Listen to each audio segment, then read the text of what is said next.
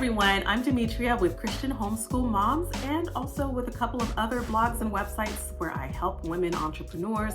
Today, however, I am going to be talking about another homeschool topic, and this topic is tips for homeschooling middle school. So I have two daughters. One daughter has already been through middle school, high school, and now is in college, and the second has gone through middle school and is finishing up middle school right now and will be entering high school. So I do have a few tips that can be helpful for you if you have a middle schooler or you are thinking ahead of the game. Maybe you have an elementary schooler who is about to go into middle school. These are a few things that I think will help you in going through those years with your student. The first thing I would like to suggest is that you think about these 3 years, basically 6th, 7th, and 8th grade, as years to allow your student a lot of room to explore. This is a wonderful time for them to figure out what they want to be.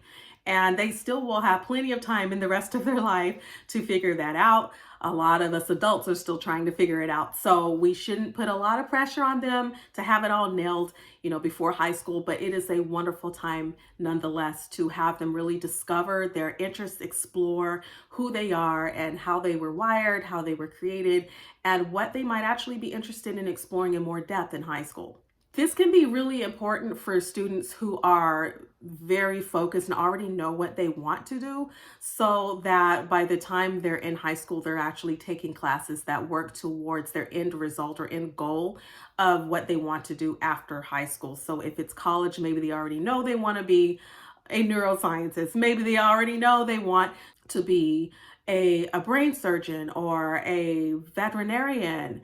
Whatever it is, maybe they want to go into design or art. So having a specific idea in mind about kind of where they are, how they feel about different topics is going to be really helpful to them before they get to high school and start taking those electives. So use middle school years to really help your child explore. That means they should try out a number of different types of classes and activities and really try to find their groove. One thing we like to do when our kids are in middle school is to put them in various activities. So whether that's sports or whether that's something creative that we think they might have a bent toward, we like to use this time to get them plugged in.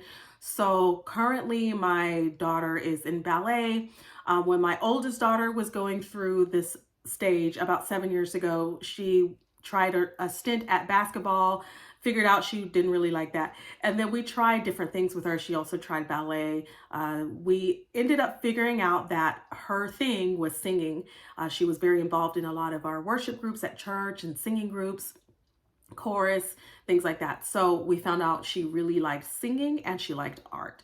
So those are the two things that were big on her list. So she was a creative, and we figured that out right away. She didn't want to do anything really related to the sciences or mathematics or engineering or anything in STEM, but she had a real knack for creativity. So we knew after putting her in a lot of different art classes online and trying things out with different platforms, which I'll talk about in a moment, but finding online websites and resources to help your child explore what they like and what they could possibly be interested in was very helpful for us in determining what she wanted to do. By the time my daughter entered her junior year in high school, she was touring colleges and looking at schools that she knew would provide her the type of major that she was interested in. So we were looking at fashion design schools, we were looking at graphic design schools, we were looking at art schools in general.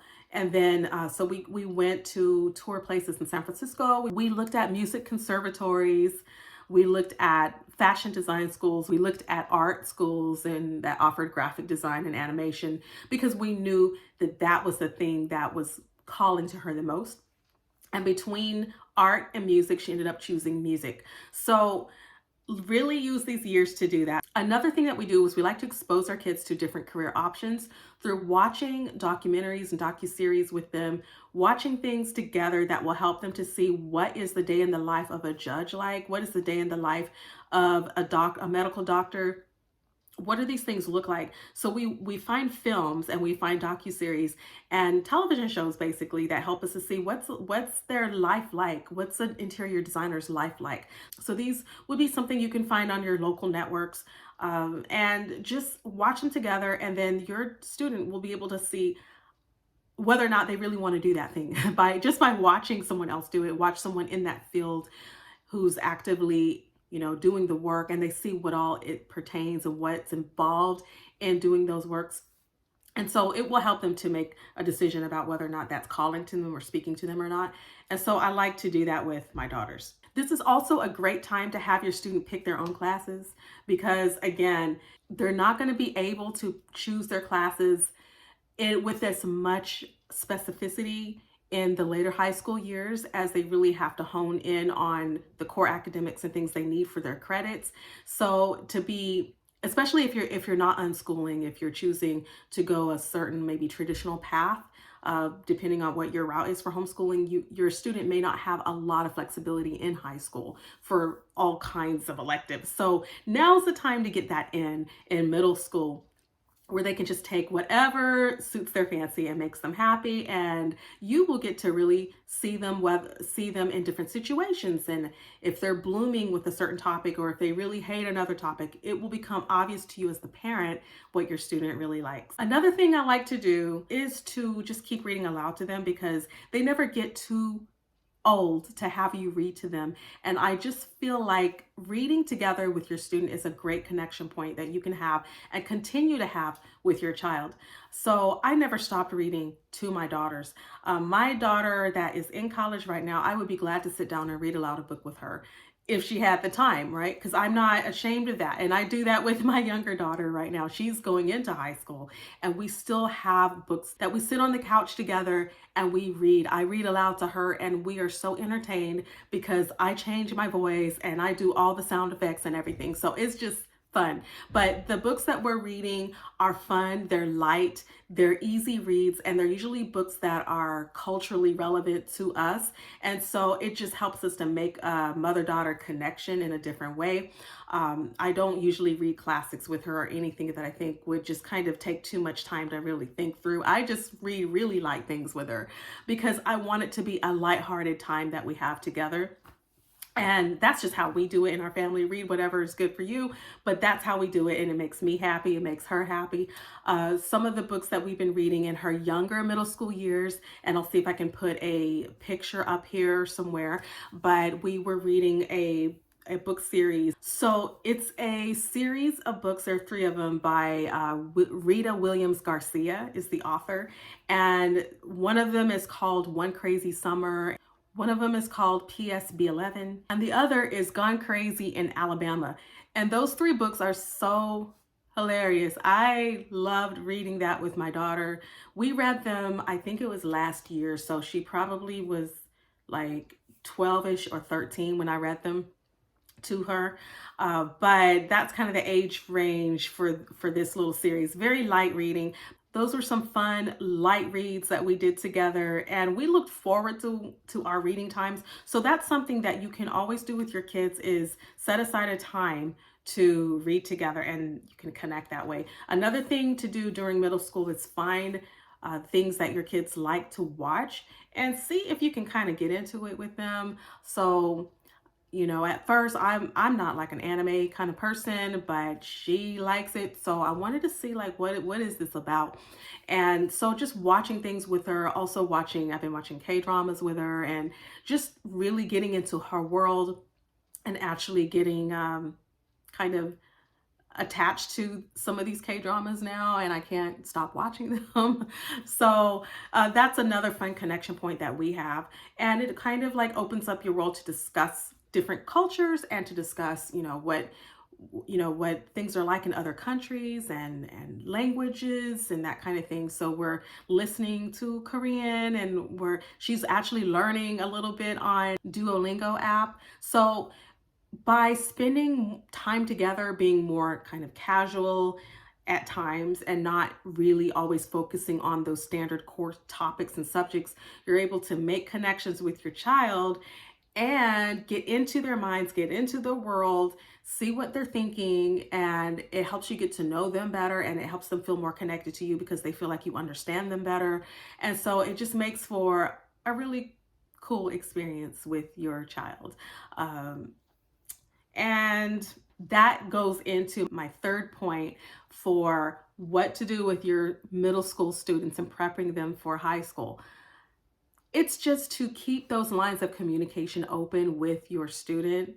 So, like I said, reading together, but now we're talking about all kinds of things that you can do together. So, it's about work and play together, right? It's not always school. So, school is part of work, right? So, working together, but then playing together. That means relaxing together and doing fun things. And not always being together, right? Because they need to see mom in her own space, enjoying her mama time and enjoying her alone time, not feeling the need to always have to be in servant mode, like always giving, and never taking time to rest and take a reprieve and take care of herself. They need to see mama taking care of herself. So that's important to show your student that you value yourself, show your child that you care for yourself and respect yourself, and then they will respect you for that, right? They will respect you for respecting yourself. So keep those lines of communication open with your kids. Do things together, but then do a lot of things apart. Do things together, but don't do everything together, and have some time to yourself. And my last point is to help your kids stay accountable. I think it's important that you make your kids take responsibility for completing their projects, for communicating with their teachers, whether they have virtual online teachers or whether it's just you and your husband, your partner. Like, you want to make sure your students are keeping tabs, that you're keeping tabs on them, but that they are proactively taking initiative. And that's part of preparing them for high school. So they need to take initiative, own up to mistakes that they're making. So if we show something that they've done wrong, they need to say, yeah, I didn't do a good job. I was sloppy with that. Okay, I'm going to do it over. Or just encouraging them, like, do this assignment over to receive full credit. Like, don't think that you're just going to give me anything, and be okay with that, because there needs to be some structure. And at least the way we do our homeschool, there's got to be some structure there where we make sure that our child is doing what she needs to be doing. Because with high school, we know that the standards are higher, and the work becomes the workload becomes more intense. The subjects become trickier, a little bit harder. So we want to make sure that she's taking full responsibility now for completing projects that she's been given, keeping her deadlines with her teachers. She is in online school, so we kind of help her to learn that through this online school platform she's using. We want to make sure that anytime a teacher gives her corrections to redo, that she redoes those assignments. And if there's an opportunity for extra credit, we want her to do that extra credit assignment.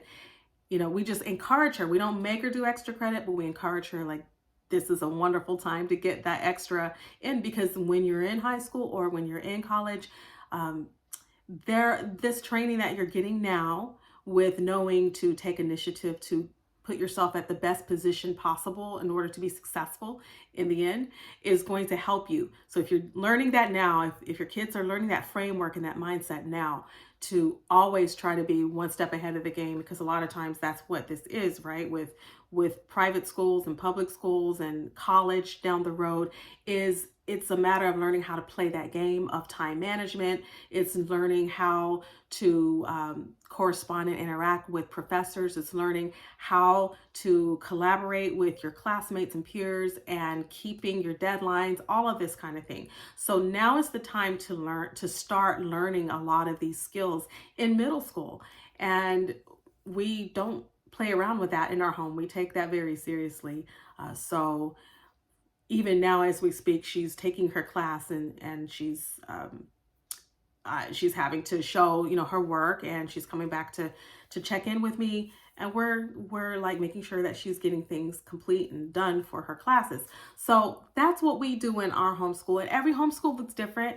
Some homeschoolers are a little bit more relaxed than what we've been these past 2 years. We haven't been that relaxed with our youngest daughter because we feel like what she needs in her life is that structure. And so we're allowing her to, we're giving her that structure. We're giving her that opportunity for structure, but within the comfort and relaxation of our home. But it's working out really well for us. But those are some of our tips for middle school, or some of my tips for homeschooling middle schoolers. And if you have any questions and would like to learn more, let me know. If you want to talk to someone about homeschooling and you just need like a voice or a listening ear to bounce ideas off of, and you just need someone to talk to about your plans for next year, you want a coaching session, I'm available for that. You can check out my website, christianhomeschoolmoms.com/homeschoolcoach, and I would be glad to get in touch with you about that. And I do offer other services such as website design and coaching women creatives with online marketing strategies. And so I will probably be talking a little bit more about that in the near future. As I continue to create homeschool content, I will also be throwing in some things here and there with what I'm doing in my business, so you can see a little bit of that aspect of my life also. And that's all I have for now. Thank you so much for watching, and I'll talk to you guys later. Bye.